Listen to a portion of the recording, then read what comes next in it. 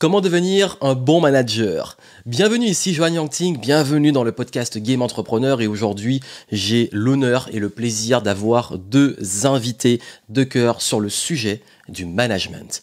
Que vous soyez indépendant, entrepreneur ou même salarié manager, on va partager avec vous les bonnes pratiques sur comment réussir à manager des personnes, des équipes et surtout comment réussir à être meilleur en termes de leadership.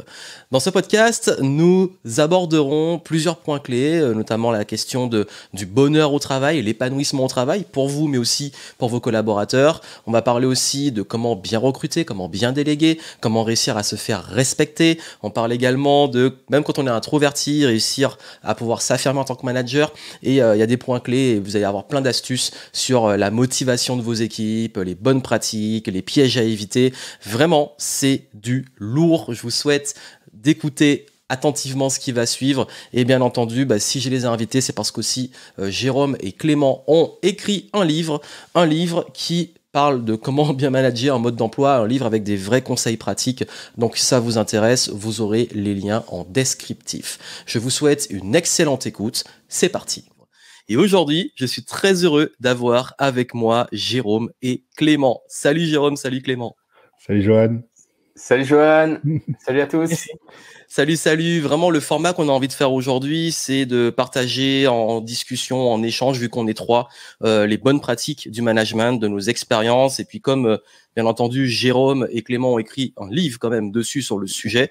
D'ailleurs, vraiment, le livre, il est très, très, très complet. Il y a vraiment de la pépite. Il y a des bonnes pratiques. Donc, je vous le recommande. En plus, c'est moi qui les ai appelés sur le podcast. C'est même pas le coup de promo. C'est vraiment, c'est des gens que j'apprécie. J'avais envie d'en parler parce que c'est un sujet important et même moi, c'est, je trouve, le sujet même que j'ai vécu le plus difficile dans ma vie d'entrepreneur, manager des personnes. Donc, déjà, rapidement, est-ce que vous pouvez vous présenter? Jérôme, est-ce que tu peux te présenter rapidement? Oui, je m'appelle Jérôme Waro, je viens de l'île de la Réunion. Ça fait 9 ans que je vis au Royaume-Uni et Johan, nous, on se connaît depuis longtemps. Ouais, depuis au moins fin des années 2000. Donc début 2010 par là. Et c'est vrai que on s'est tous les deux lancés pendant nos études, c'est comme ça qu'on s'est rencontrés. Donc je me suis lancé dans l'entrepreneuriat à ce moment-là. Et depuis, j'ai cultivé 2 axes d'activité. Un sur les soft skills, les compétences comportementales, avec des livres qui ont été publiés sur le sujet. Et un autre sur les sports du cerveau, notamment le mind mapping, qui est un sujet qui m'est cher, pour lequel j'ai fait la compétition aussi. Et mon métier d'ailleurs, j'ai beaucoup aimé les mind maps dans le livre. Désolé de t'interrompre, mais je voulais le préciser. Les petits résumés de chapitres en mind map, c'est de la pépite. Franchement, c'est génial. Ah bah super, merci pour ton feedback. Et voilà, c'est ces 2 sujets qui me passionnent, le management également à travers le prisme des soft skills et voilà, la conférence principalement et aussi de la formation. Super. Et d'ailleurs, on avait déjà fait des échanges par le passé. En 2012 à New York, la première interview dans un McDo. Ouais, j'étais dans un McDo. Là où il y avait du wifi parce que j'avais des problèmes d'internet.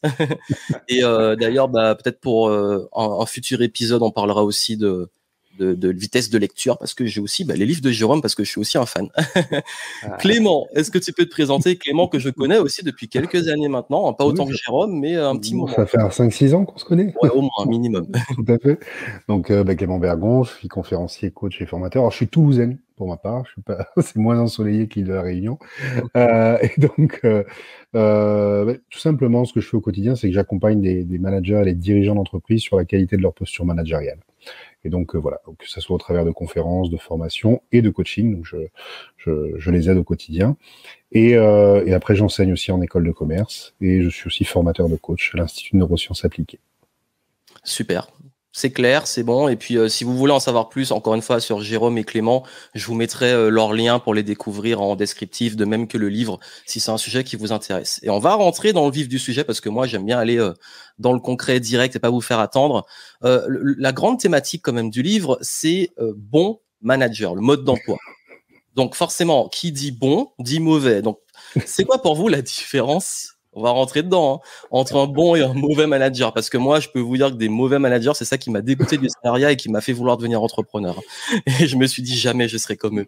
C'est quoi pour vous vraiment la différence? Si on résume, parce que c'est développé dans le livre, mais c'est quoi un bon manager? C'est quoi un mauvais manager? Clément, justement. J'ai l'impression un peu que c'est la question aux inconnus, la différence entre le bon chasseur et le mauvais chasseur.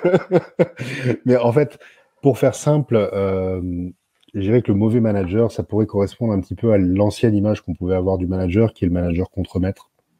C'est-à-dire, je donne des directives, vous obéissez. D'accord? Et au-delà de ça, il va y avoir tout un côté où le mauvais manager, ça va être celui qui a véritablement un véritable besoin de reconnaissance par rapport à sa posture.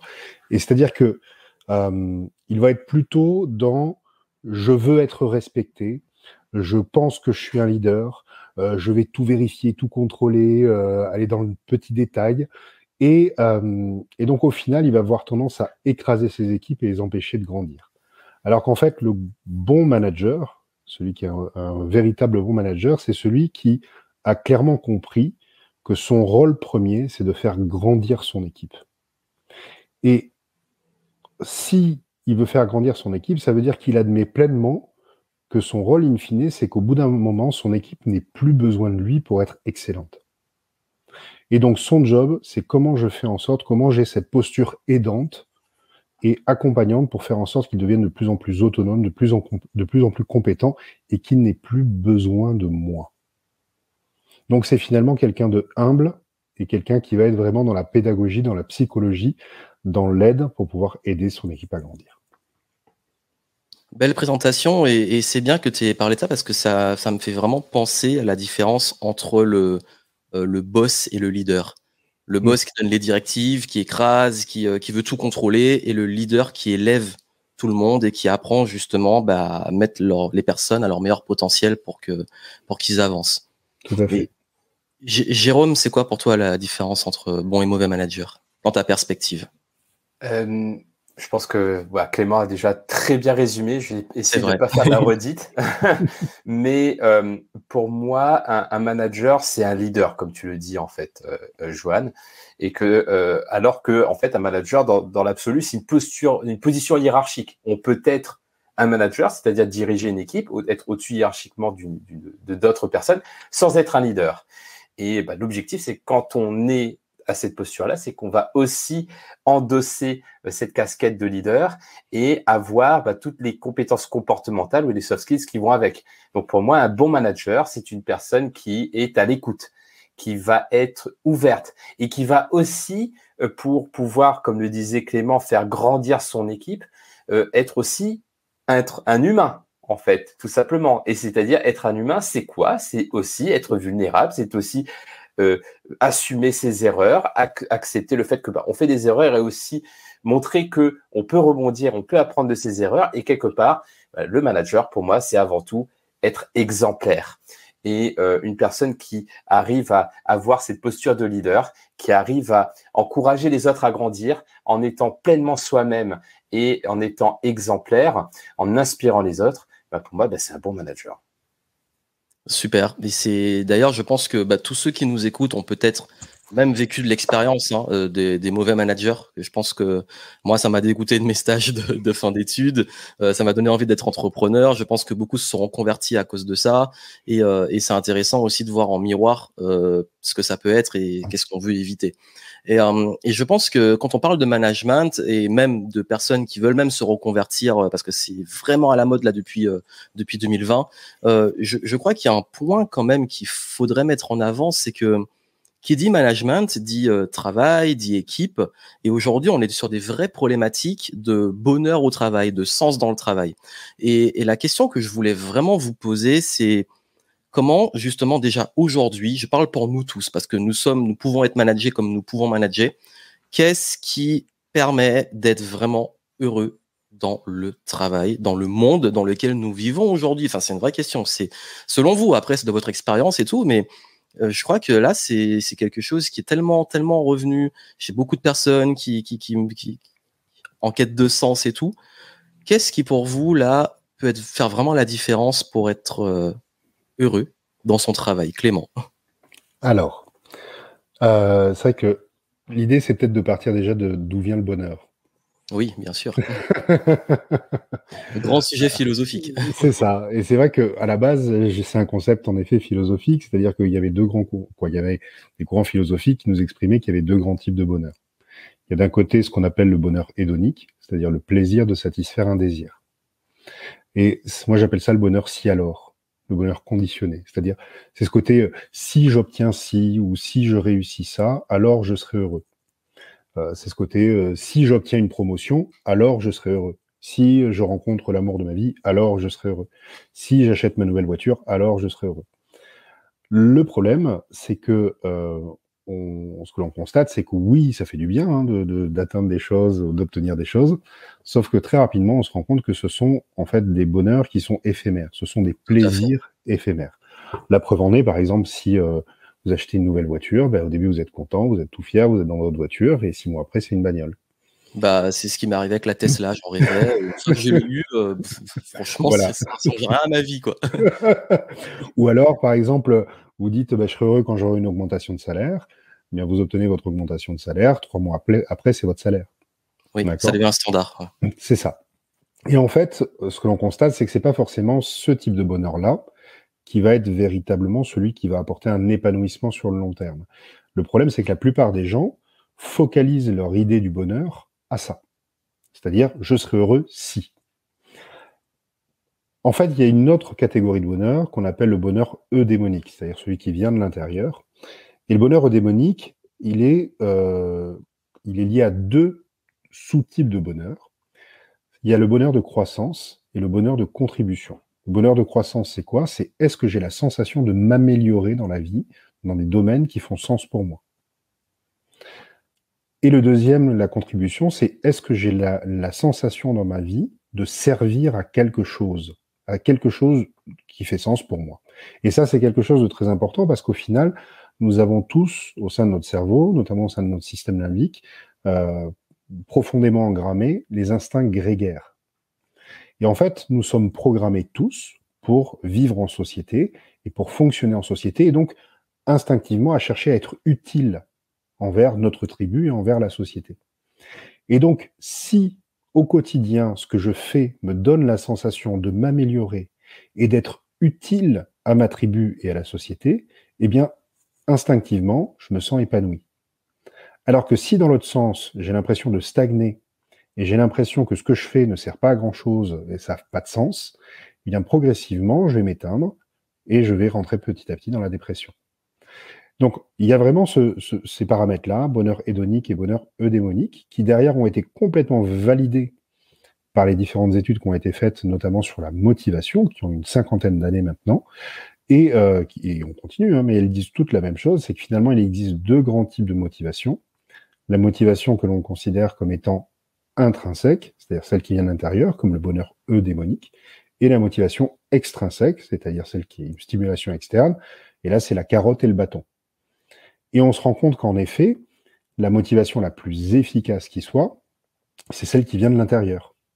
C'est le feu intérieur, c'est la motivation intrinsèque, parce que la motivation extrinsèque, si on regarde, quand on regarde les personnes qui sont excellentes, en fait, l'excellence, elle est auto-motivée. Vous prenez un grand champion sportif, par exemple, vous prenez un grand dirigeant d'entreprise, un prix Nobel ou ce que vous voulez, des personnes qui ont atteint l'excellence dans leur domaine, vous les entendrez jamais dire j'ai réussi à être champion olympique parce qu'on me l'a demandé. Ça paraîtrait complètement ridicule. Tout à fait, oui. Voilà. En fait, ils ont atteint un tel niveau d'excellence parce qu'ils l'ont voulu, et ils l'ont voulu avec un profond et un ardent désir. Oui, puis ils vont pas dire j'ai eu du mal à me motiver et tout. Non, c'est que motivation ou pas motivation, ils y vont, quoi. C'est ça. Et en fait, c'est ça qui devient amusant, c'est que quand la motivation devient intrinsèque, eh bien, c'est le fait de non agir qui devient douloureux. Et oui. Et au final, on connaît les ingrédients qui vont générer de la motivation intrinsèque. Vous allez vous dire, tiens, c'est exactement la même chose que ce qu'on a vu auparavant. Mais les ingrédients qui génèrent de la motivation intrinsèque, c'est 1, l'identification au projet. C'est-à-dire, est-ce que ce projet fait sens pour moi? 2, c'est l'autonomie, c'est-à-dire, est-ce que j'ai la sensation d'avoir suffisamment les mains libres et d'avoir mon mot à dire et d'agir un peu comme j'ai envie dans ce projet-là? Et 3, c'est la maîtrise, c'est-à-dire, est-ce que ce projet me donne la sensation de m'améliorer, d'améliorer mes compétences. Et donc, si vous regardez, finalement, identification au projet, c'est de la contribution, et autonomie et maîtrise, c'est de la croissance. Donc, au final, ce qui a été démontré par les études sur la motivation, c'est que pour que le feu vienne de l'intérieur et qu'on soit automotivé à aller vers l'excellence, eh bien, tout simplement, il faut stimuler le bonheur eudémonique. Franchement, c'était super intéressant et une vraie pépite. Et c'est un message, j'ai vraiment envie que les gens en prennent conscience tellement c'est important et ça fait la différence. Parce qu'il y en a beaucoup qui se motivent sur les résultats ou les choses extérieures. Et ils oublient tout ce qui vient de l'intérieur et que ça, quand on l'a, en fait, ça répond aux besoins principaux. Et d'ailleurs, c'est pour ça aussi que beaucoup dans des situations de burn-out, il y a beaucoup de gens qui font des burn-out, non pas parce qu'ils font beaucoup, mais parce qu'ils font beaucoup sans le sens, sans la direction, sans l'impression de progresser. Et puis pire, il y a aussi le bore-out. Il y en a qui s'ennuient carrément et qui, par lassitude, ils arrêtent. Donc c'est intéressant que tu as abordé ça. Et Jérôme, je sais que Clément a apporté une belle approche et j'aimerais quand même aussi avoir j'aimerais vraiment avoir ton approche sur pour toi le bonheur au travail, même ce qui pour toi anime vraiment les personnes. Oui. En effet, j'allais citer les 3 piliers de Daniel Pink, justement sur la motivation intrinsèque. Et en fait, Clément l'a fait, mais ça m'a fait penser, tout ce que Clément a dit, à une notion aussi importante dans le bonheur. Et comme tu le mentionnes, en fait, Joanne, c'est la notion de bien-être. Et par exemple, donc avec la thématique du jour qui est le management, le manager, c'est aussi une personne qui a des responsabilités. Et quand on a des responsabilités, on doit aussi prendre soin. On doit prendre soin de son équipe. Et alors, on n'est pas tous managers d'une équipe, mais on est tous managers de notre vie. Et je pense que c'est de notre responsabilité que de savoir aussi prendre soin de soi et d'être attentif justement à notre niveau de bien-être. Parce que oui, la motivation et la performance, c'est important. J'adore ça. Néanmoins, si c'est au détriment de sa santé mentale, de sa santé physique, de son intégrité, ça va pas nous mener au bonheur, en fait. Et je pense qu'il y a un équilibre aussi à trouver entre ce feu qui fait passer à l'action et qui nous drive et qui nous fait grandir, etc. Et aussi ce besoin de repos, ce besoin de se poser, ce besoin de faire des pauses justement pour pouvoir se ressourcer. Et je pense qu'un des ingrédients également du bonheur tout court, mais notamment au travail, c'est de réussir à avoir ces moments pour se ressourcer, pour éviter justement de se brûler. Et si c'est pas le manager qui arrive à créer ces moments-là de son côté, c'est à nous en tant qu'individu, en tant que manager de notre vie, comment nous allons réussir à intégrer ça dans l'équation également. Donc c'est pour ça que pour moi il y a aussi cette dimension-là qui est importante et qui va de toute façon nourrir la performance, nourrir la créativité. Il y a des études qui montrent, le fait de faire des pauses va stimuler la créativité et qui va avoir des effets disruptifs et qui va générer beaucoup d'effets positifs dans notre quotidien professionnel. Et comme pour le sport de haut niveau, on parlait tout à l'heure, Clément, tu parlais d'un champion qui s'entraîne, d'un athlète. Eh bien, un athlète, pour se préparer à une compétition, que ce soit un athlète dans les compétitions sportives physiques ou dans les compétitions de sport du cerveau, par exemple, eh bien, ça fait partie des programmes d'entraînement, justement où on va faire de l'effort avec des moments de repos. Parce que, par exemple, le développement musculaire ne se fait pas durant l'effort, il se fait pendant le sommeil, par exemple. Et je pense qu'on peut extrapoler cette image-là aussi dans notre quotidien en disant, si je veux être performant, c'est important d'avoir ces séquences où je vais me donner à fond et aussi avoir des séquences où je vais ralentir, je vais me poser parce que c'est le package complet de la performance. Oui, et c'est vrai que moi qui ai fait beaucoup de sport en compétition, quand j'étais jeune, je pouvais encore y aller fort, mais encore parfois c'était un peu dangereux. Et puis quand tu commences à prendre de l'âge, tu te rends compte à quel point mais il est indispensable de faire tout ce qui est à côté, préparation mentale, renforcement musculaire et tout si tu veux durer, et surtout récupération. Mais et ça se voit pas chez toi, Johan, qui est Comment? éternellement jeune. Ça se voit pas chez toi, tu es Ah oui, éternellement jeune. et pourtant, j'ai passé une année à gérer des problèmes de tendinite. Non, mais c'est important qu'on en parle parce que c'est vrai que dans la performance, et j'aime bien que tu aies parlé de Jérôme de l'aspect récupération pour la créativité aussi, même pour les équipes, parce que d'ailleurs j'ai enregistré une vidéo il y a pas longtemps dessus, et c'est pour ça que d'ailleurs quand on a beaucoup l'idée sous la douche et tout, c'est des moments en fait où on est en pause et en même temps on se sent en sécurité, où on est en train de plus être focalisé sur le problème, mais de travailler en fond sur le problème. Et c'est là qu'on a des bonnes idées, qu'on voit les choses différemment. Et les moments les plus rentables que j'ai eu de ma vie, ça a été des moments de pause. Des moments où même dans une piscine ou en rigolade avec des amis, tu as la super idée du super projet. C'est ça qui est important. Et il y a même des enjeux maintenant par rapport à ça, sur le droit à la déconnexion, sur l'importance de vraiment accorder des pauses à ces équipes, encore plus avec le télétravail. Donc ça, je crois que vous avez bien amené de façon concise, en même temps complète et profonde, le sujet du bonheur au travail. Et puisque, en fait, je voulais parler, on a parlé de la motivation, mais aussi comment motiver les autres. Mais avant, il y a un point quand même, puisqu'on parle de management, et je sais que j'ai quand même une audience, beaucoup d'entrepreneurs qui démarrent ou qui sont très avancés. Et la grande problématique, c'est comment je recrute, par quoi je commence. Et je sais que c'est un sujet qui est quand même très vaste. Chaque entreprise est différente, mais quels conseils vous pourrez leur donner déjà pour un peu les décharger mentalement, pour qu'ils aient un peu de clarté sur où aller dans leur stratégie de recrutement et de délégation. Donc, Jérôme, qu'est-ce que tu pourrais conseiller à des personnes qui se disent, OK, aujourd'hui, j'ai besoin de recruter, j'ai besoin de déléguer, par quoi je commence? Alors, plutôt que de donner des conseils, je vais plutôt partager comment je fonctionne sur ce point-là. Oui, bien sûr. Déjà, faire une liste de tout ce que je fais. C'est comme ça que je fonctionne. C'est quand je sens que j'ai de la charge mentale, je mets tout, je sors de mon cerveau, je la mets sur papier. Alors après, ça peut prendre la forme d'une carte mentale, une mind map. Bien sûr, une mind map. Mais c'est pas forcément.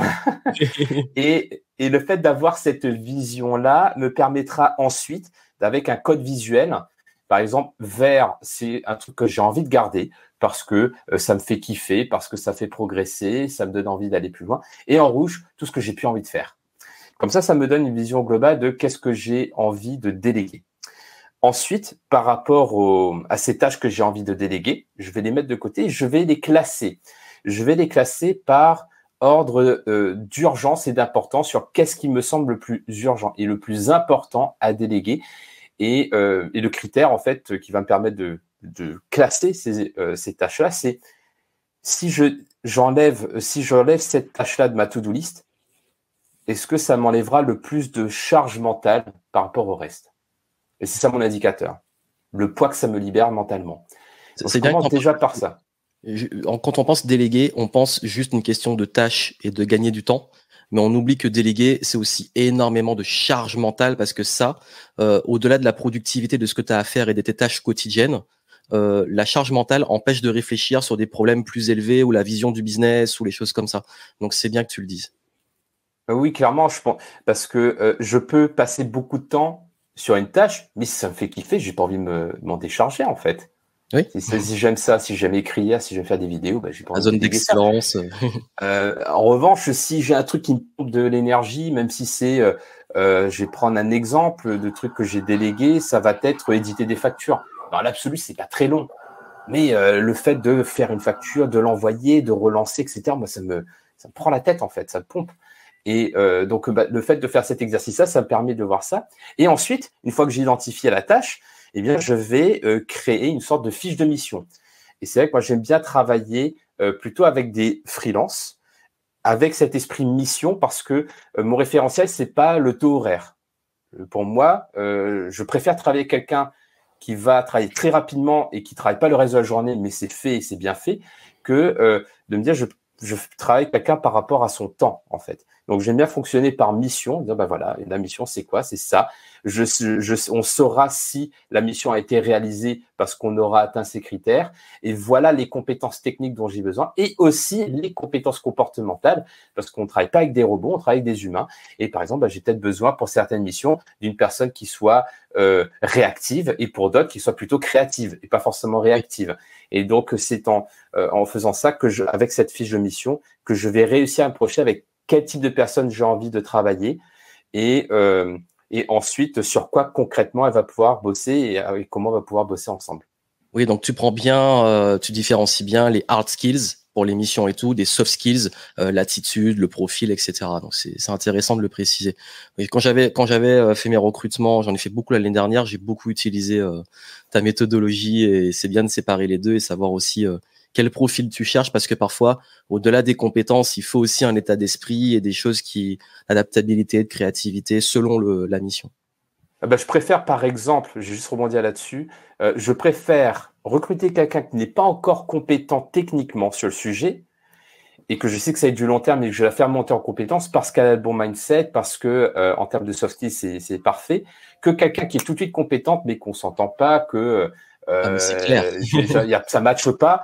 Et bon, bah, dans ce cas-là, je préfère pas bosser avec cette personne. C'est sûr, les valeurs, les soft skills, c'est quand même des choses qui sont très déjà présentes, alors que les hard skills, si tu as déjà des bases, hein, parce qu'on peut pas amener quelqu'un qui est pas technicien à programmation et à faire programmer, mais déjà, si elle a des bases et tout, tu peux faire monter en compétences, mais s'il y a les valeurs, l'état d'esprit, que ça match, là, ça peut aller loin. Mais c'est vrai que s'il n'y a pas les valeurs, l'état d'esprit, la cohésion, etc., les soft skills, ça peut beaucoup, beaucoup freiner. C'est important que tu le dises. Clément, partage d'expérience et tes conseils pour ceux qui veulent commencer à recruter ou déléguer. Déjà, je partage à 10 000% tout ce que vient de dire Jérôme. Voilà. Déjà, ça commence bien. Tu veux le risque, j'espère que je m'as dit de la merde. Non, mais c'est vrai. Et honnêtement, il y a un point fondamental, et je pense que c'est important d'insister dessus, c'est que il vaut mieux le critère fondamental sur lequel il vaut mieux recruter, c'est en effet plus les qualités comportementales d'une personne avant tout, parce qu'elle peut grandir en compétences, on peut la faire grandir en compétences, mais par contre, la faire changer dans son comportement, c'est déjà beaucoup plus compliqué. Donc, c'est déjà avoir finalement quelqu'un avec qui on va avoir une certaine affinité, qualité de communication, qualité de fonctionnement, rien que ça vaut de l'or. C'est incroyable. C'est clair. Voilà. Après, il y a un point, je pense, qui peut être intéressant, surtout pour les entrepreneurs là, qui nous écoutent, puisque ton auditoire est avant tout des entrepreneurs, c'est de se dire qu'il y a en fait 2 degrés de liberté entrepreneuriale. Et en fait, le premier degré de liberté entrepreneuriale, parce qu'en général, quand on commence en tant qu'entrepreneur, souvent, on a un peu ce truc-là, c'est que on fait tout nous-mêmes, d'accord? Donc, à un moment arrive forcément la question de déléguer. Et l'idée de déléguer, c'est pour pouvoir se centrer sur notre véritable cœur d'activité, notre véritable apport de valeur dans la société. Et en fait, le premier degré de liberté entrepreneuriale, c'est quand tout d'un coup, je ne fais plus que ce que j'aime dans ma boîte. Et donc tout le reste, tout ce que je n'ai pas envie de faire, c'est plus moi qui le fais. Et ça, c'est déjà extraordinaire. Et donc, arriver à s'entourer de personnes qui sont des experts dans les différents domaines, non seulement, ça nous soulage et on ne fait plus que ce que l'on aime, mais c'est en plus un tremplin extraordinaire pour pouvoir faire croître notre entreprise, parce que justement, si on a des personnes qui sont excessivement compétentes dans les domaines et qui sont même peut-être encore plus compétentes qu'on ne l'était dans les différents domaines, ça génère une plus-value énorme pour notre société. Par exemple, mon monteur pour les vidéos, il sait bien mieux monter les vidéos que moi. Voilà, c'est un expert en la matière et nom de Dieu que je suis ravi de travailler avec lui. Et heureusement, en fait, l'idée, c'est comment puis-je m'entourer de personnes qui sont meilleures que moi. Et c'est souvent ça l'idée d'un chef d'entreprise, c'est finalement s'entourer de personnes qui sont des experts. Et le deuxième degré de liberté entrepreneuriale, c'est lorsque mon entreprise n'a plus besoin de moi pour fonctionner. C'est-à-dire qu'au final, je vais être certes une plus-value, je vais peut-être en effet avoir la vision stratégique dans l'entreprise, mais concrètement, au quotidien, même si j'étais pas là, ça fonctionnerait quand même. Mais là, il faut carrément déléguer le leadership. Exactement. c'est un C'est-à-dire autre que là, on level. passe encore à une autre strate et j'accompagne les entreprises où on évolue dans ce niveau-là. Et c'est-à-dire que on crée des comités de direction où là, maintenant, il va y avoir des pôles, des différents pôles d'activité au sein de l'entreprise avec des équipes. Et en effet, là, on prend un autre niveau de leadership et on va donc, à ce moment-là, recruter des leaders pour pouvoir leader les différentes équipes. Mais l'idée, finalement, elle est là, c'est-à-dire que la progression normale de l'entreprise, c'est ma première étape, c'est je cherche à ne plus faire que ce que j'aime et donc je vais m'entourer de personnes qui ont les compétences techniques ou à qui je vais attribuer les compétences techniques. Mais par contre, là où je me focalise, c'est sur vraiment le fait que ça soit des gens extraordinaires avec qui j'ai envie de travailler sur le long terme d'un point de vue comportemental. Et dans un deuxième temps, eh bien, c'est comment je fais en sorte que les leaders dont je m'accompagne, je puisse même avoir des personnes qui ont aussi cette vision généraliste, qui va pouvoir créer une strate de leader juste en dessous de moi pour qu'au bout d'un moment, mon entreprise soit une entité à part entière sans avoir besoin de moi. Je fais une petite pause dans le podcast pour vous dire rapidement que si l'épisode vous plaît et si vous aimez, c'est très important que ça soit, si vous nous regardez sur YouTube, de laisser un like, de laisser un petit commentaire qui aide le référencement, surtout si vous appréciez les conseils qu'on vous donne. Ça coûte rien, mais ça aide énormément dans l'algorithme pour promouvoir ce travail. Et également aussi, si vous écoutez en podcast, de laisser des petites étoiles sur iTunes ou en tout cas de faire en sorte qu'on sache que vous êtes là et d'encourager ces échanges. Donc vraiment profitez-en et puis si c'est pas encore fait, abonnez-vous à la chaîne YouTube, vous avez des interviews mais aussi des vidéos régulières et très important, suivez le podcast comme ça, selon vous préférez écouter ou regarder, vous pouvez avoir des contenus exclusifs aux deux plateformes mais également parfois publiés sur les deux. Donc profitez-en et moi je suis très heureux et honoré de partager ces contenus et de vous donner accès à ces savoirs, ces connaissances, mais surtout n'oubliez pas de les mettre en pratique. Merci beaucoup parce que vous avez vraiment donné des grosses pépites et vraiment, je crois qu'il y a pas mal de ces conseils-là que j'aurais aimé avoir plus tôt parce que je les ai appris assez tard et assez à la dure. Parce que c'est vrai que quand on est entrepreneur, et je vous le dis, je vous connais, ceux qui écoutent, on a un peu contrôle fric, on a envie de tout contrôler. Ça veut dire qu'on veut tout maîtriser, on a du mal à déléguer parce qu'on est ultra attaché au contrôle. Et parfois, c'est bien que tu l'aies dit Clément, on sait qu'on peut faire des choses, mais il y a quelqu'un qui va le faire vite, plus vite et mieux. Ou alors il le fera moins vite que vous, parce que parfois on fait les trucs super vite, mais il le fera mieux et surtout, comme tu l'as dit Jérôme, si c'est quelque chose que vous n'avez pas trop faire ou vraiment qui vous saoule, ça vous décharge mentalement pour vous concentrer, et ça c'est le grand luxe, sur votre vraie valeur ajoutée. Et c'est vrai que quand on commence à avoir vraiment on passe, au début on fait un peu tout, et quand on commence à avoir plus de 50%, 70, 80, 90% de son temps consacré sur vraiment sa zone de génie, là, vous passez à un autre niveau.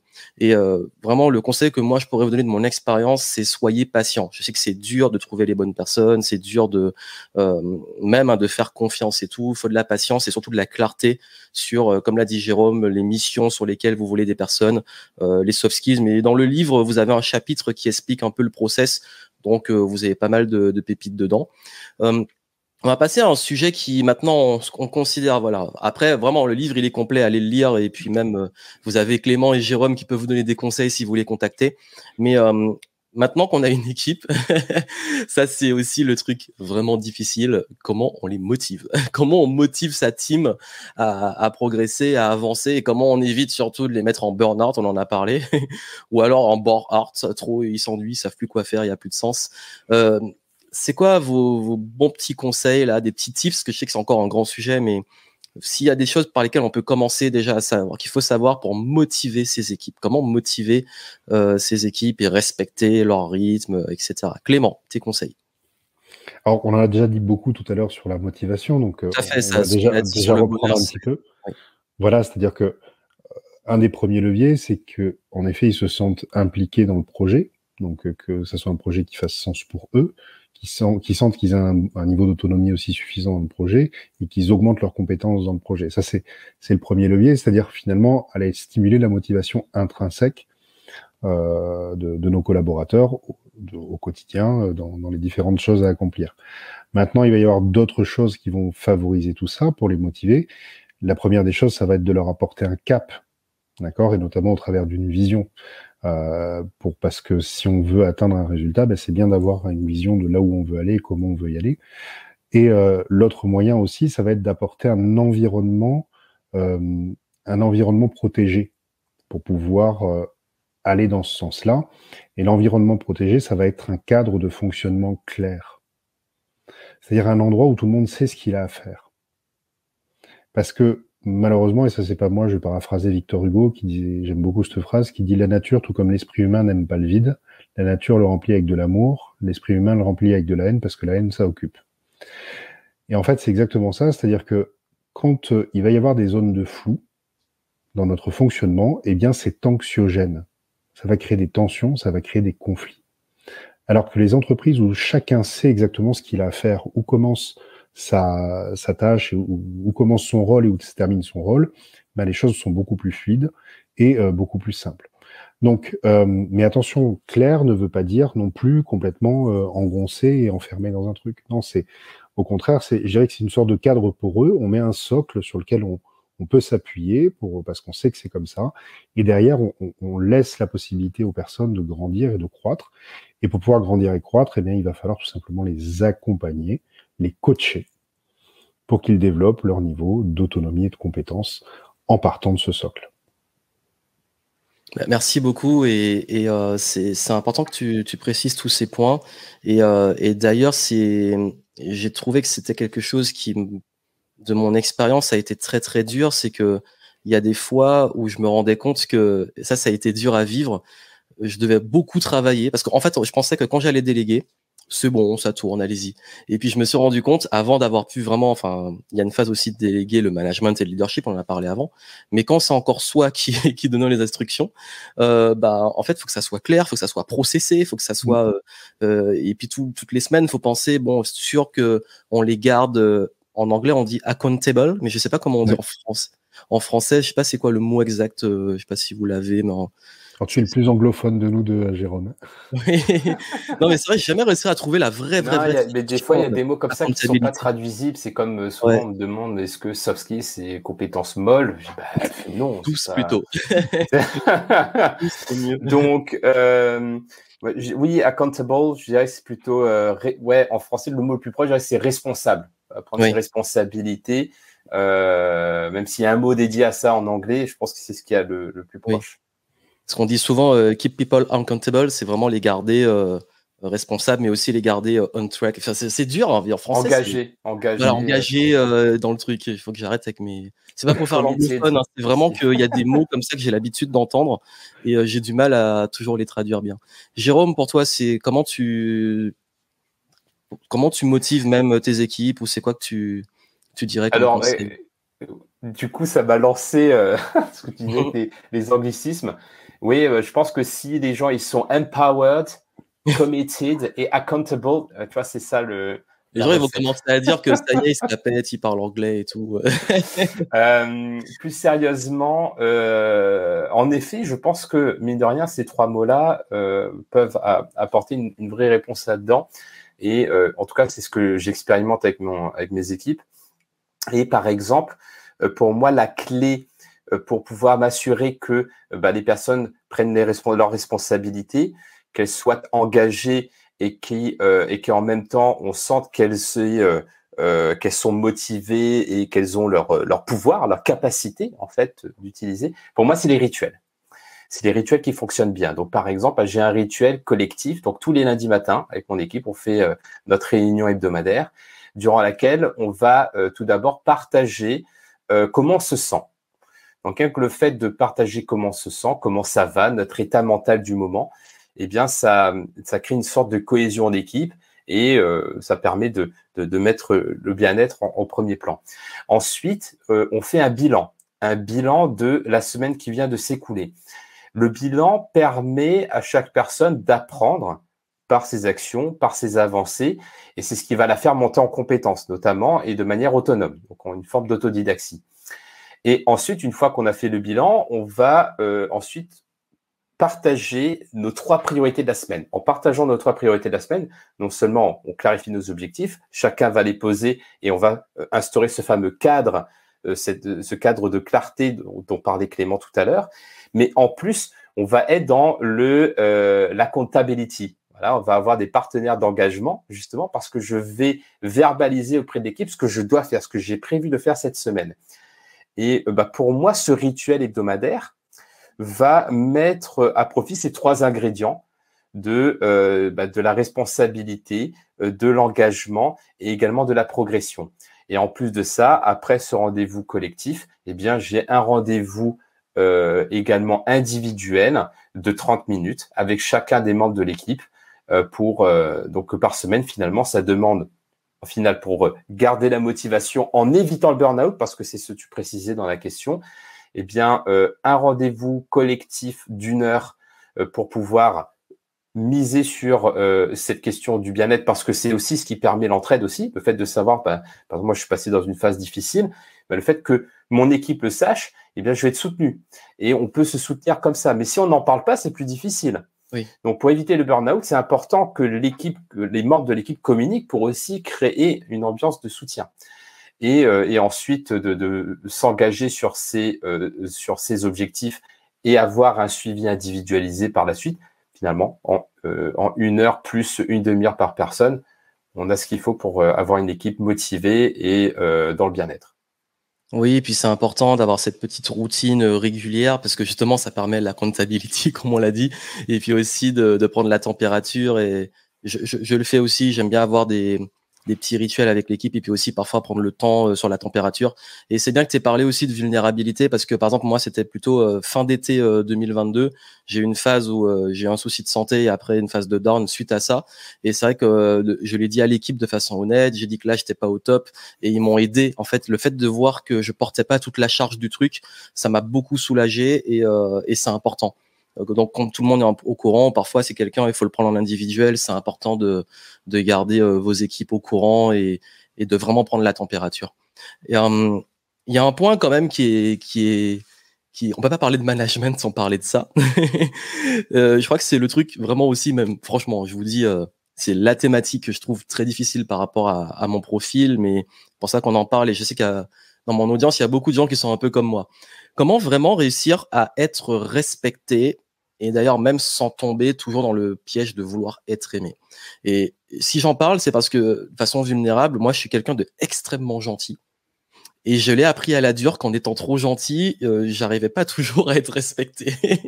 J'avais le respect par le leadership, par l'exemple, mais j'arrivais pas à aller parfois recadrer les gens. J'ai vraiment du mal avec ça. Et justement, j'aimerais avoir vos conseils pour des personnes. Comment se faire respecter, comment être respecté. Jérôme, c'est quoi tes conseils dessus? Alors, on touche à la gentillesse. Donc là, c'est encore un autre livre. Oui, d'ailleurs, il viendra dans le podcast, celui qui a fait ce livre. Voilà. Il a contribué aussi. Oui, et c'est vrai que la gentillesse, souvent, on peut voir comme être vu comme une faiblesse, surtout en situation de management. Mais personnellement, je ne pense pas que le problème soit la gentillesse. Je pense que c'est une question de soft skills. C'est-à-dire que ça n'empêche pas d'être gentil et aussi assertif. C'est pas parce parfois on dit non qu'on est méchant. Et pour moi, le problème, voilà, c'est pas forcément. On peut être gentil, mais il faut aussi savoir utiliser les bons outils au bon moment. Donc, être respecté, ça peut être lié à plusieurs types de situations, des situations où on va remettre en doute notre leadership, on va pas respecter nos décisions, etc. Ou ça peut être la manière dont on nous parle. Donc, en fonction de la situation, on va être amené à utiliser les outils les plus appropriés. Je vais prendre un seul exemple. Imaginons que que quelqu'un me parle de manière agressive et que cette personne se permet, parce qu'elle a l'impression que je suis gentil, que je n'aurai pas de répondant. Eh bien, en toute zénitude, en tout calme, je peux lui demander tout simplement, est-ce que tu es en train de m'agresser?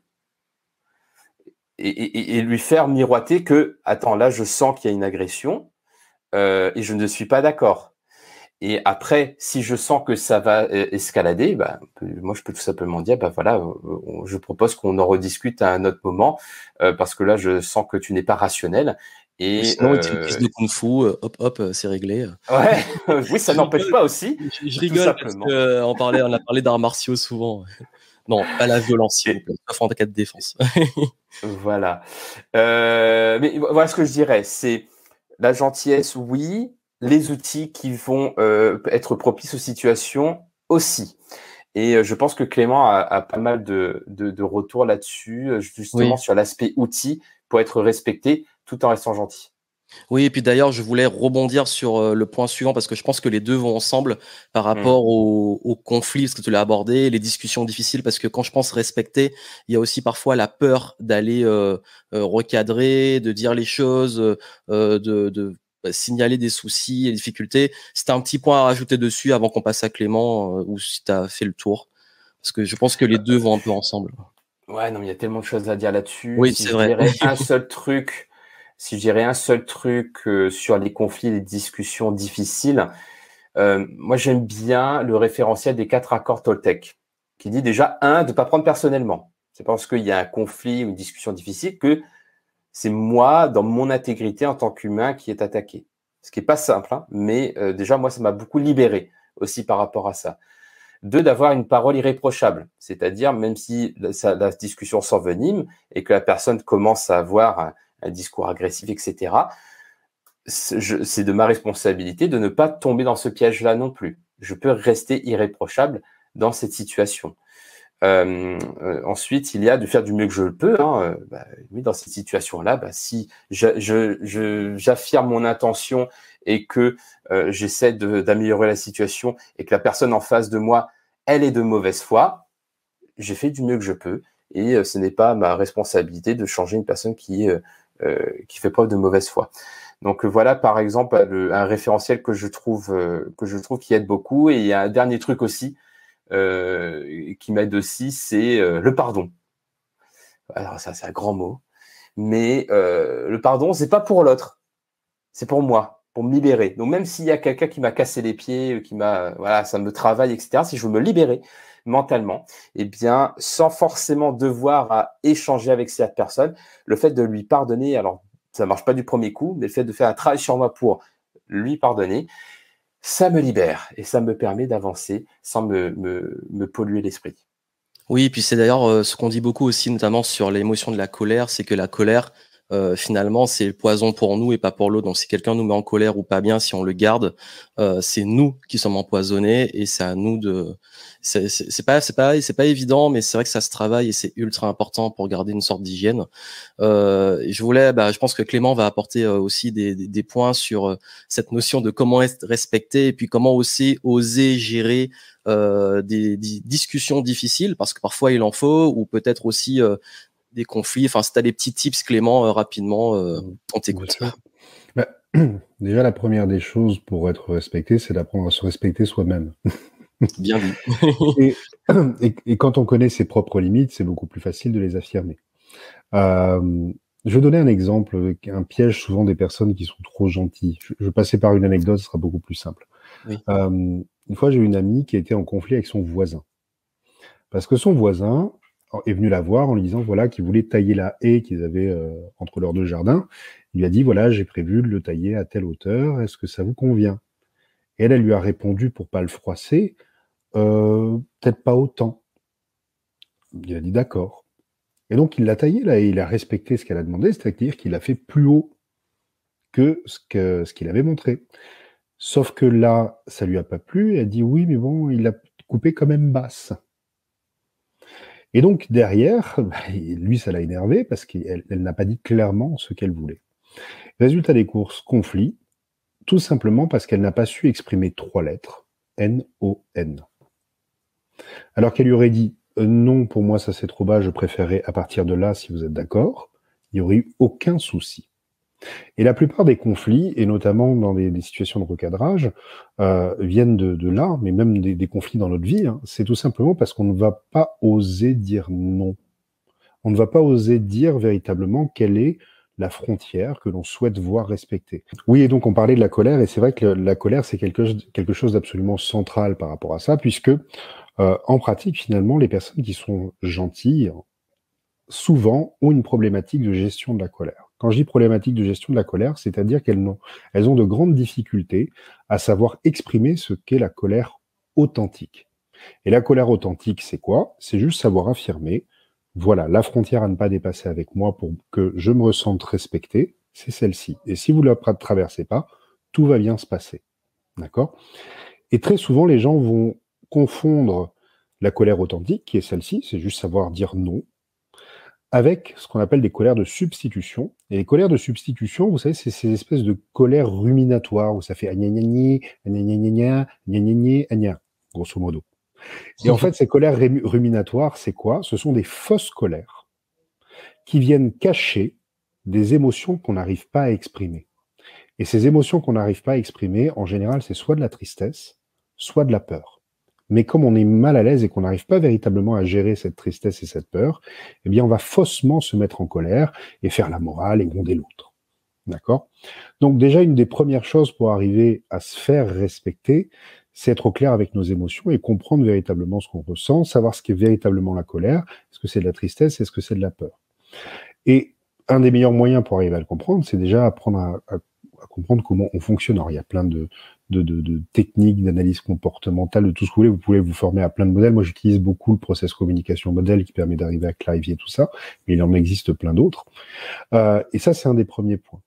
Ensuite, un autre point, c'est que si on rentre vraiment dans la notion de management et de recadrage en tant que manager, si on revient à la notion du fait que le manager, son rôle premier, c'est de faire grandir ses équipes, eh bien, ça veut dire qu'en tant que manager, il va devoir apprendre à saisir toutes les opportunités qui vont lui permettre de faire grandir ses équipes et les autonomiser. Et les situations de recadrage sont une opportunité pour développer l'autonomie, les compétences et la croissance de mon équipe. C'est même une méga opportunité.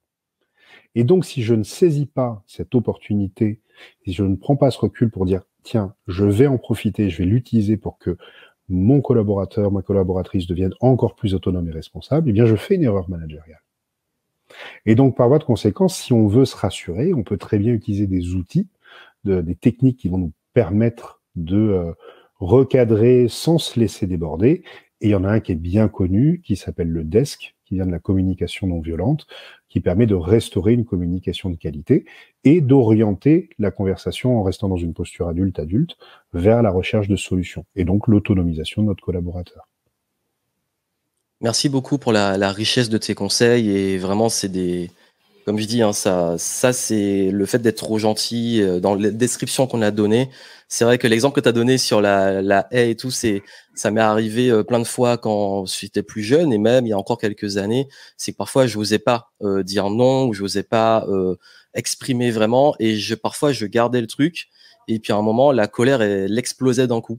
Donc, je suis quelqu'un de très calme, mais le fait de pas justement parfois oser dire non, m'affirmer, poser des limites, bah il y a un moment où ça pète. Et c'est à force, j'ai appris ça, j'ai travaillé sur moi, mais c'est important parce que je sais qu'il y a beaucoup de personnes qui sont dans des profils un peu introvertis, on va en parler, ou même très sensibles. Et parfois, quand on est sensible, on garde un peu pour soi et tout. Donc ces conseils-là, vraiment, ils peuvent vous faire du bien. Apprenez à vous affirmer, à dire non.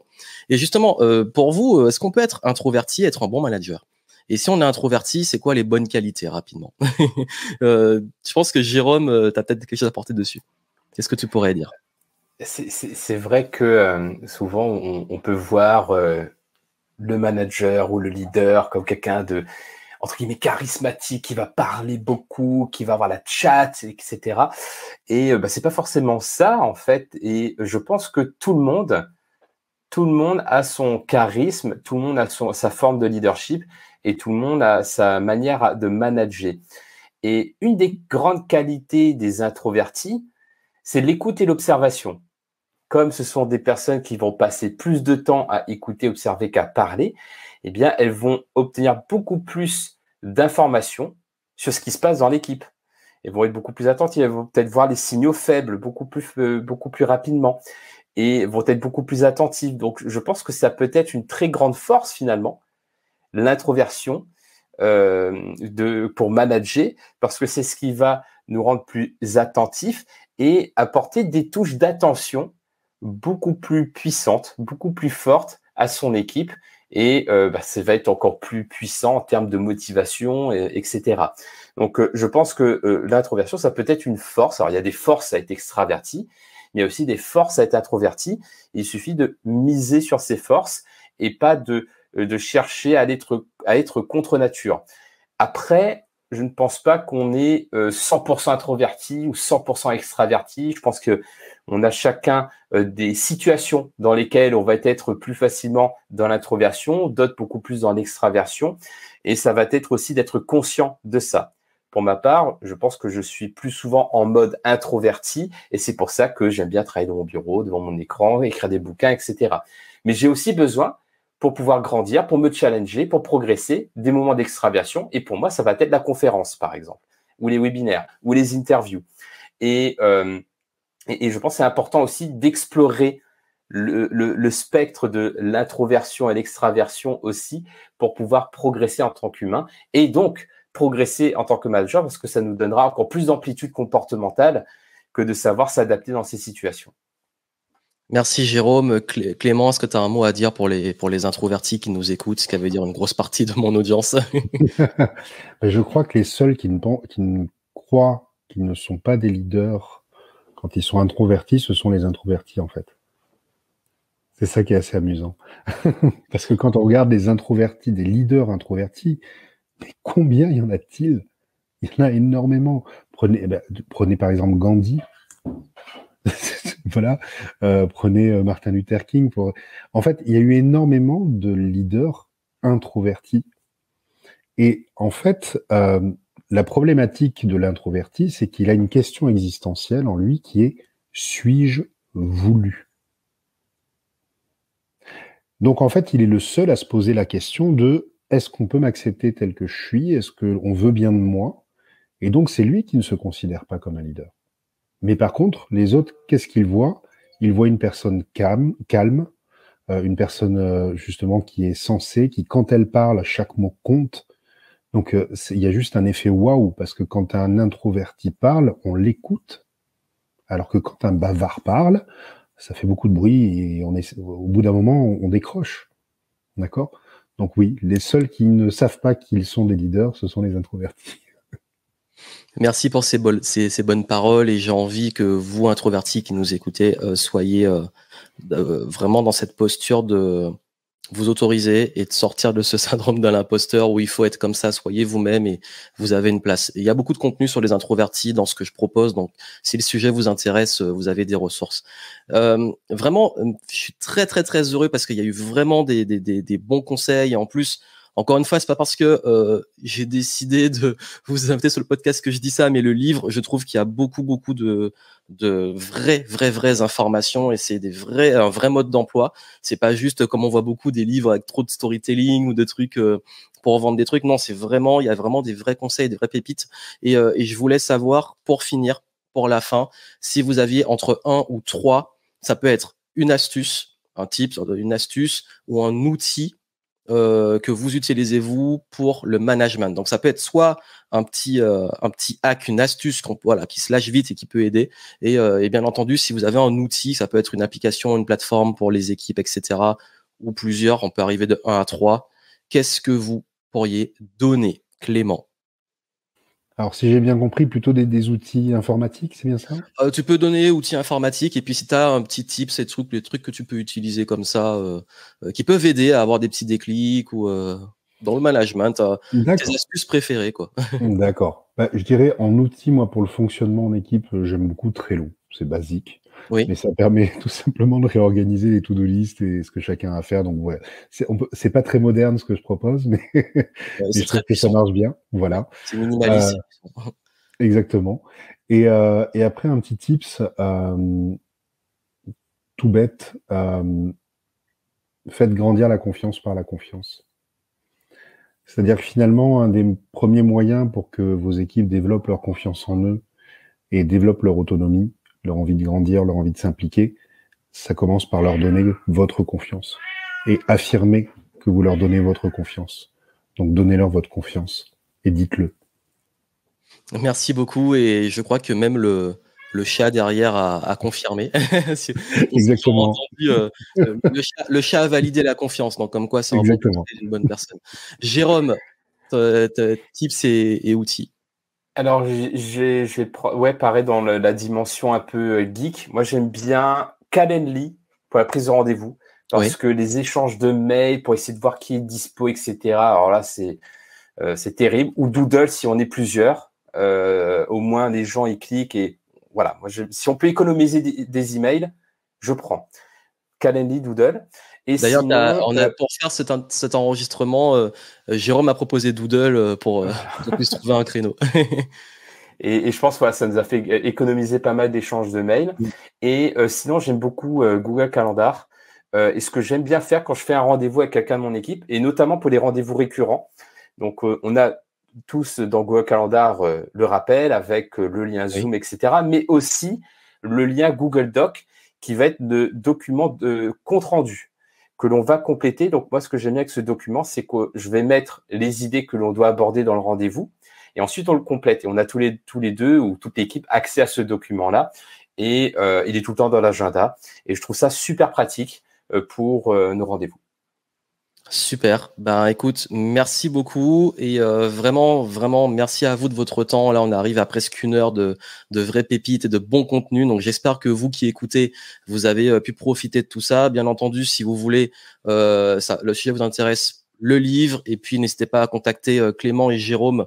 Je mettrai leurs liens en descriptif.